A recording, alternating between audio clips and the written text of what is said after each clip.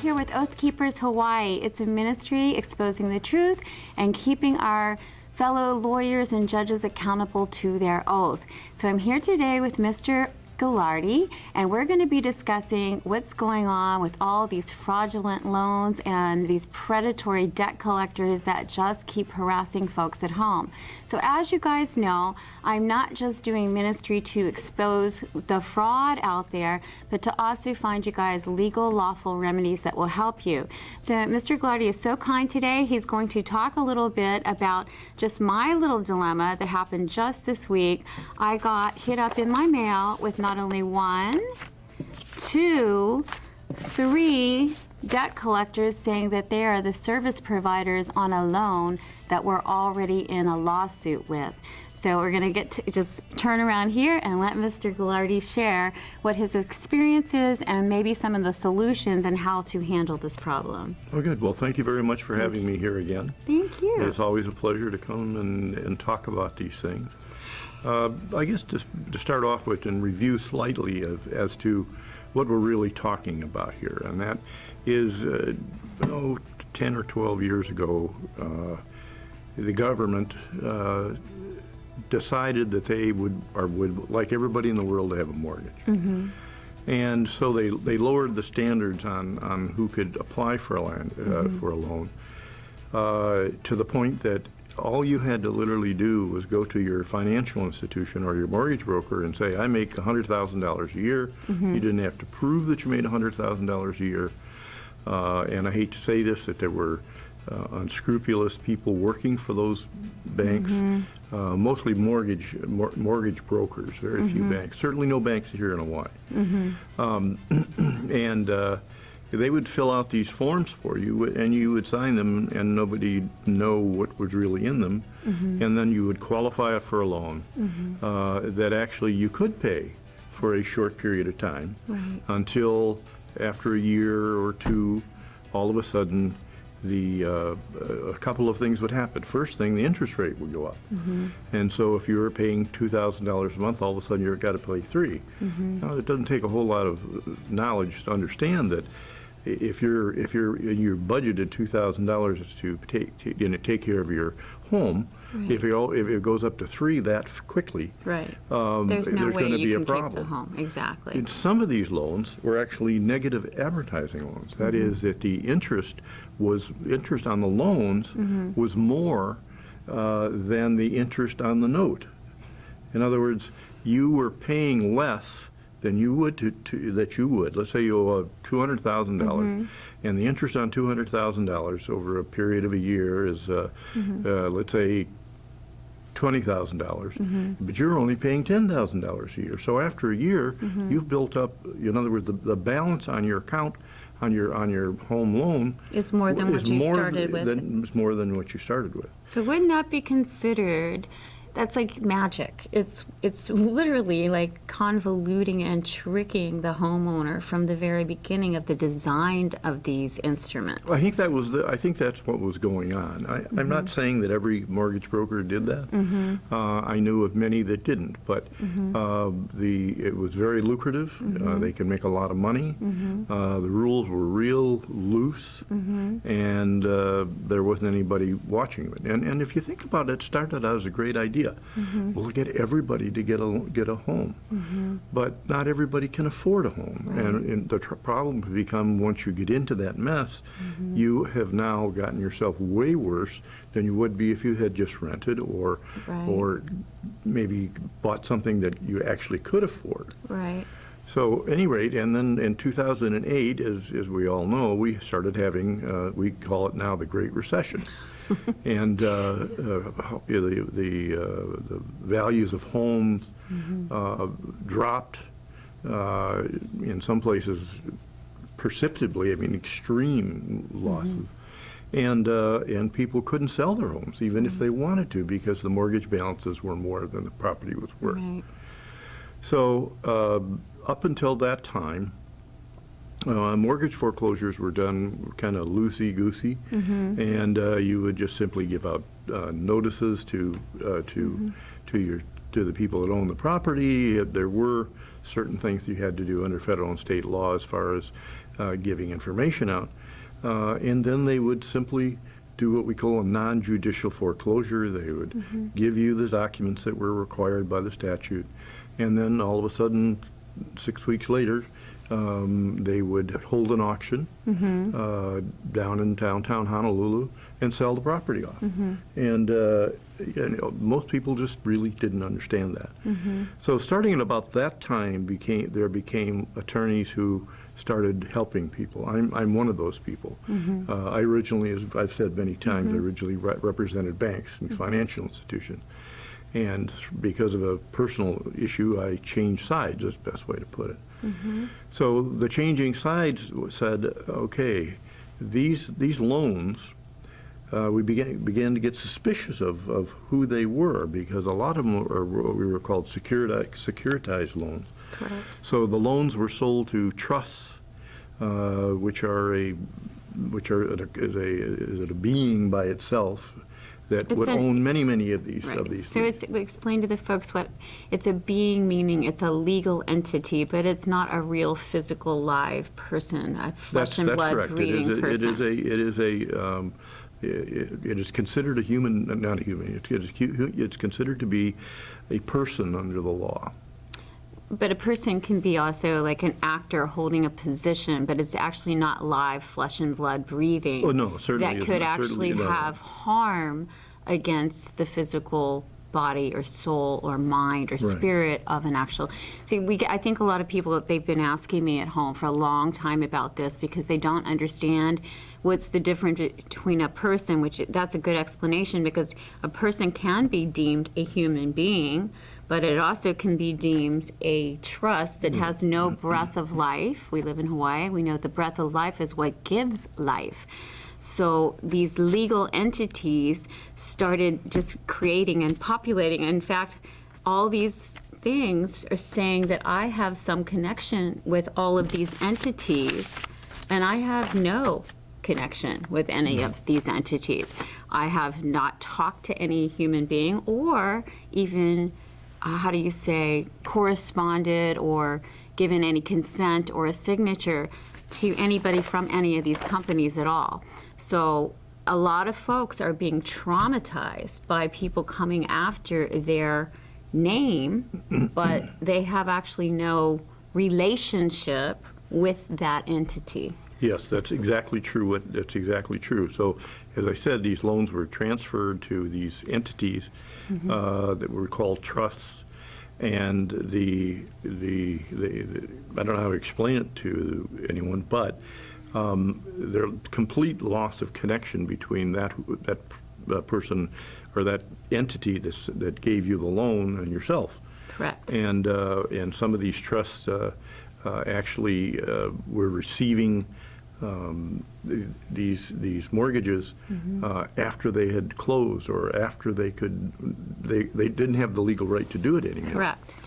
And so a lot of attorneys started stopping this stuff, and the big problem was in court, we started forcing the banks to do judicial foreclosures instead of non-judicial foreclosures. So then you finally got a judge who was supposed to look at it. Well, the judges were so used to, after so many years of just rubber stamping these foreclosures, these judicial foreclosures, that they stopped the defendants from asking any questions, and Right. almost any questions at all. Exactly. That was my experience.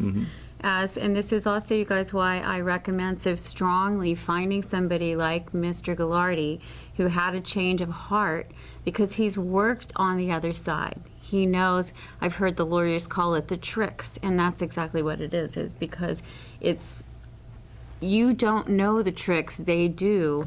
And if you don't know that these entities aren't you respond in absolute terror and fear, and sometimes we'll make huge legal mistakes, right? Signing your property away, leaving your property. I've had people that I've called you about, they've called off the television show, that were harassed and scared and left their property.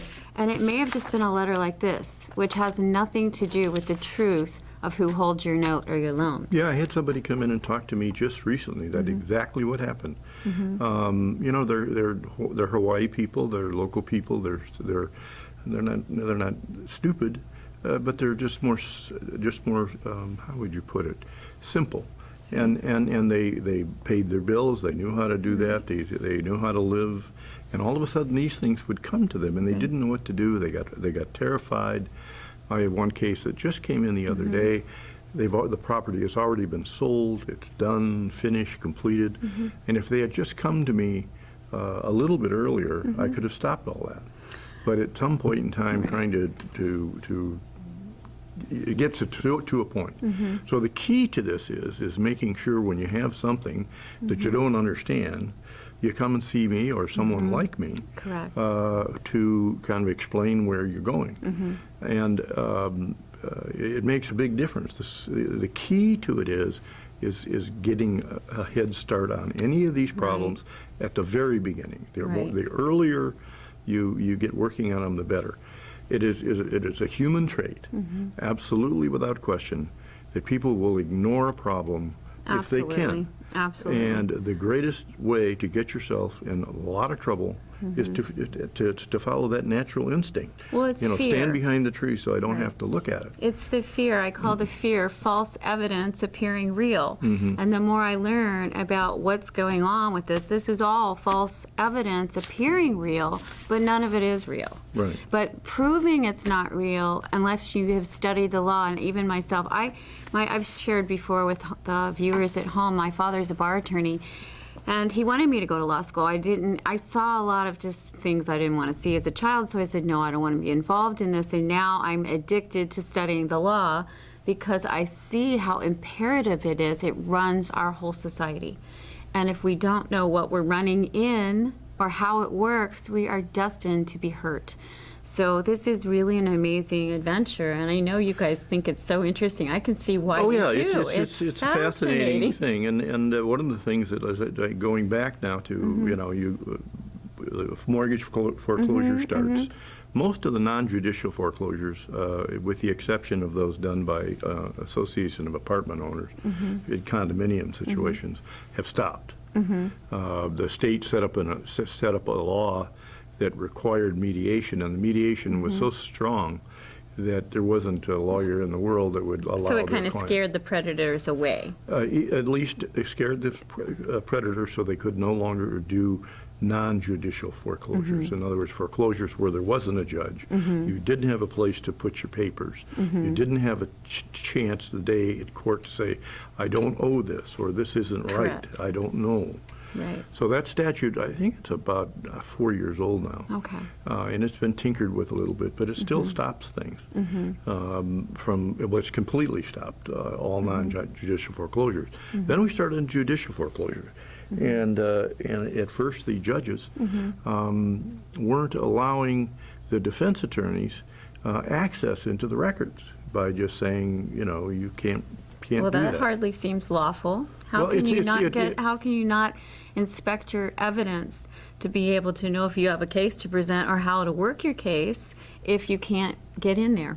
Well, the problem is that the average person has no idea how to do it. Well, of course. Okay, Of course. and there's just no way of explaining that, you know, you do have to have training to play in this game. Absolutely. I will And, testify to that. Yeah, and so that's the problem is that once the lawyers got in that were defending people on these things, they started raising issues and started doing what we call discovery.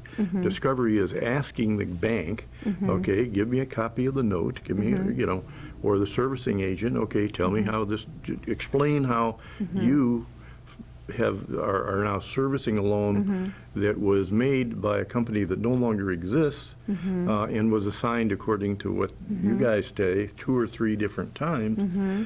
So why don't you just prove that? Well, a lot of cases they couldn't prove it. I would And- say from what I've seen so far of just, you know, working in the law firm, volunteering and doing this and hearing what people are sharing with me of their experience, nobody so far has been able to, especially in the last 10 years. You know, they haven't been able to produce a wet ink signature. Here's the note, here's the title. They can't find the paperwork. Well, that's not quite perfect. That's not quite true. Yes, sometimes they can. For Sometimes. instance, if Small percentage. if, for instance, our local banks, Oh, well, for the yeah, that most would be part, probably just different. they lend you the money and they keep the note, and so the only people that it's involved is That bank and of you. Honolulu and you, and it's all explainable. That seems ethical, fair, and correct, because Right. that's between two parties. They have the original wet ink signature contract that you agreed to, and that totally makes sense to me. Right. With this thing you were saying about selling it off with the securitized loans, it's like you had started off, let's just say apples and oranges. You start off with an apple, you send it off somewhere else, and now it's made into an orange, but it's no longer an apple. But it's just like going in with our monetary system. The U.S. dollar is supposed to be backed on gold. We went off the gold standard in 1933, but people still think that money is worth something. But we're not playing with any value actually to the money itself. And a lot of this is all tied in with that too, but that's a whole nother, but it's basically, from what I understand in the law, and I'm trying to make this in layman's terms so I can ask Mr. Ghilardi so you guys can get an understanding, is whatever it is, whether it's a house or the jacket. I come into the store, I'm gonna buy your jacket, and I buy it for said amount of price, right? And we agreed to that simple exchange. I have the receipt, you had how much it was sold for, so both of us walk away with something of proof of our transaction. But with these loans, we think that we've done that, but then afterwards when we want proof of something, when they've turned it into something else, it kind of gets lost in that trail of where is it, who's holding it. So that's where the convoluted part gets That's where the convoluted part comes in, and it's impossible to explain to someone who doesn't understand the way it works, the way it works. But the way it works is that if you sign the note and the mortgage, there is an absolute right in most of mortgages for them to assign them. And if they do assign them, they assign them. And what happened was they started assigning them to these trusts. And people who would own the trust, it's a big group of people, right? well, mostly corporations all around the world. But it's a corporation, it's actually not an owner like a physical person No, who's and owning. there's no physical people. There's no persons involved. Right. But I was going to ask you a question today, too, because I've had people ask me this question, too. But when you're dealing with property and equity, I was told you have to have some kind of real interest in that property, not just a corporation and divide it up in a trust with maybe 30,000 people of owners in that trust or Well, something. Or not that's- even that's- people, that- but persons. That's the position that these trusts have taken, that's okay to do. But not to the people, because the people... Well, they never dealt with the people. I mean, the people never rose up and said, we're sick of the bankers destroying our lives. And now we're coming through a different consciousness that people are starting to wake up.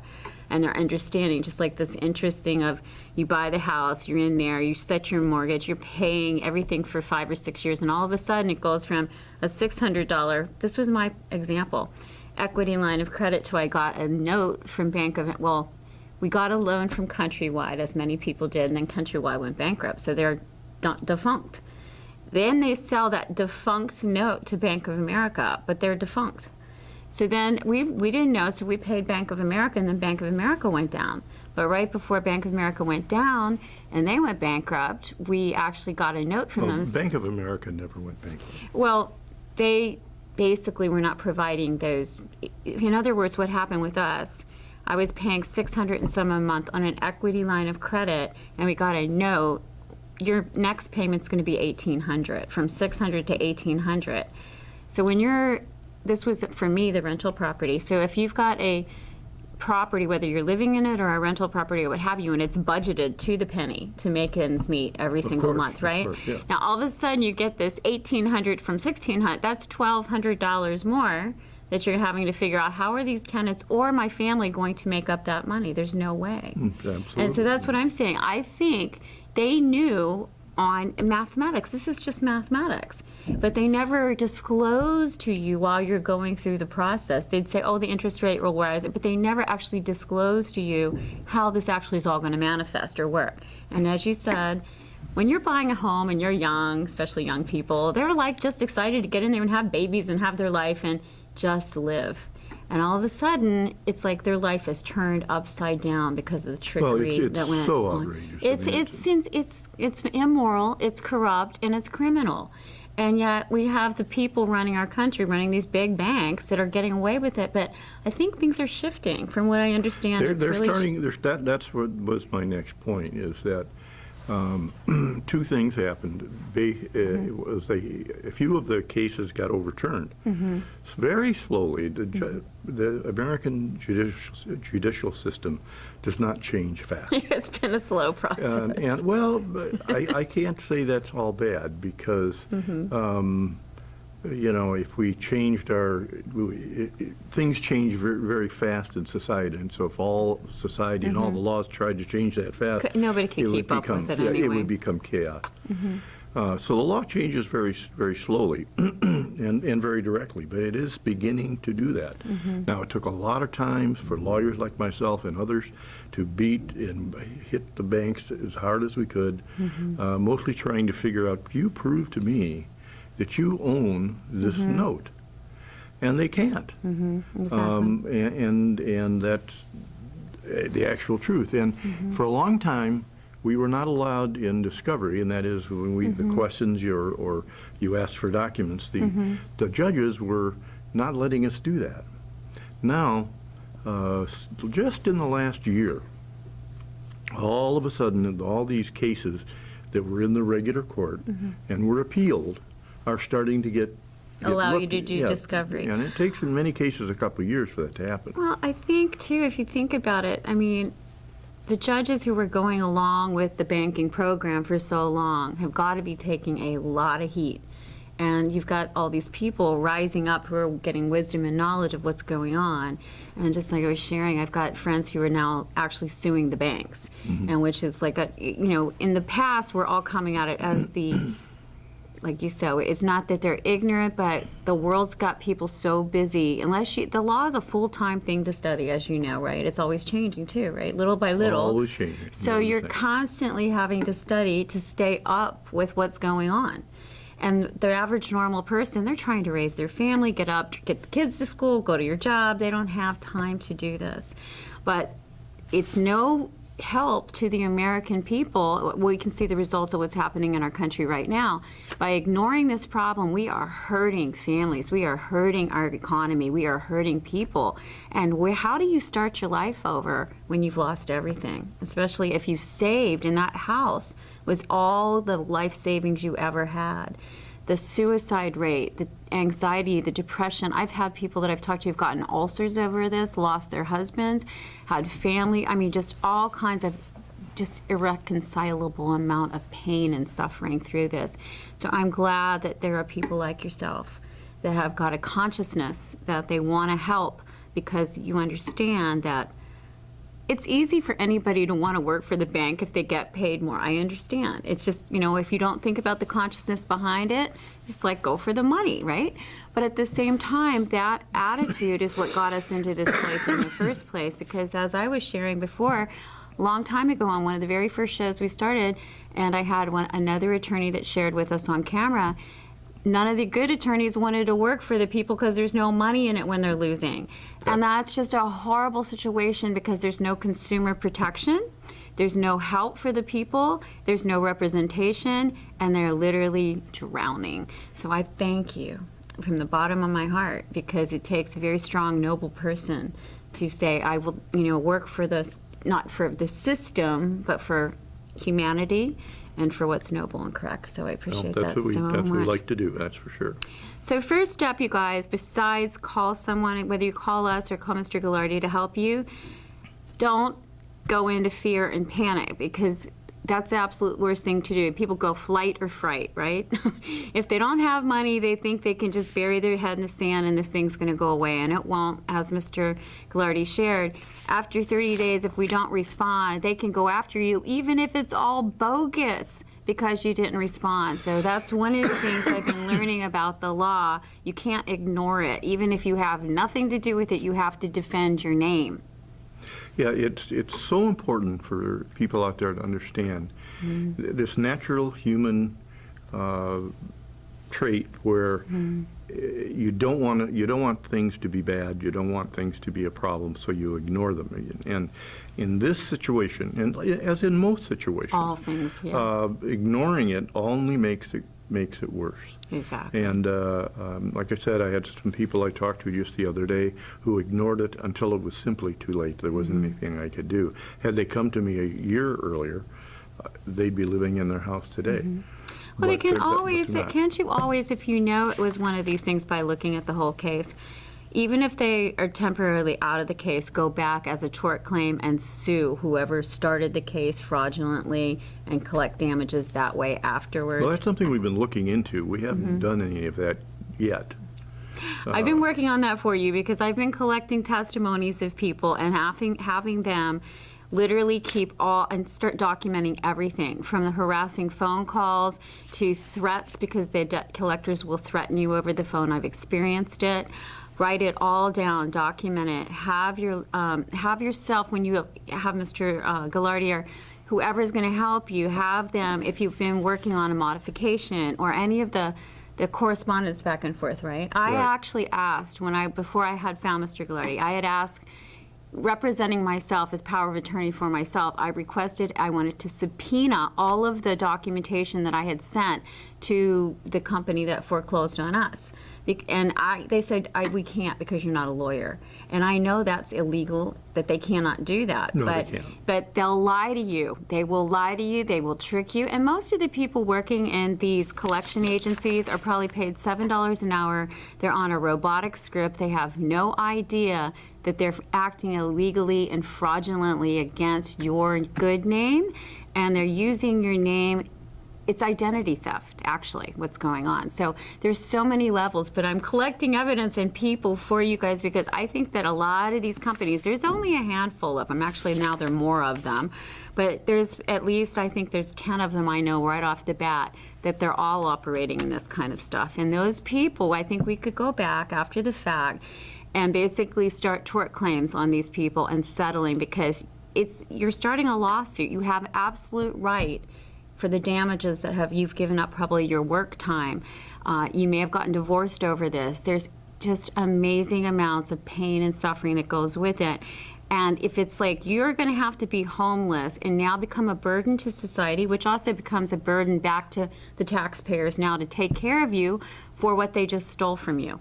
It doesn't make any sense. No, it It's doesn't. just It doesn't. absolutely insane that we're doing this. So there is hope, and it's, guys, the most important thing is the power of standing for righteousness. Do always what's right.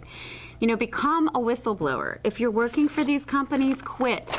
Find a new job. Do not support doing something because you need $1 to pay your rent. If you find out you're doing something that's working for fraud or to hurt people, you're not working in harmony with God's law. You're working in the harmony of the other side.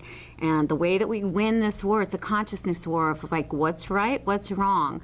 And we've all been guilty, all of us, of, well, it's a job. This is my job. I've heard people that I've talked to on the phones of these things. Oh, it's my job. Well, what if your job is you're also working for a fraudulent company? I could take your name and sue you for representing this company. So there's many avenues that we can take. We just haven't explored all those yet. But it's the people standing together and getting good help, people that actually care and who are really bright. And God has blessed me because you are Good. extremely bright, and there's lots of bright people that are working with you to help.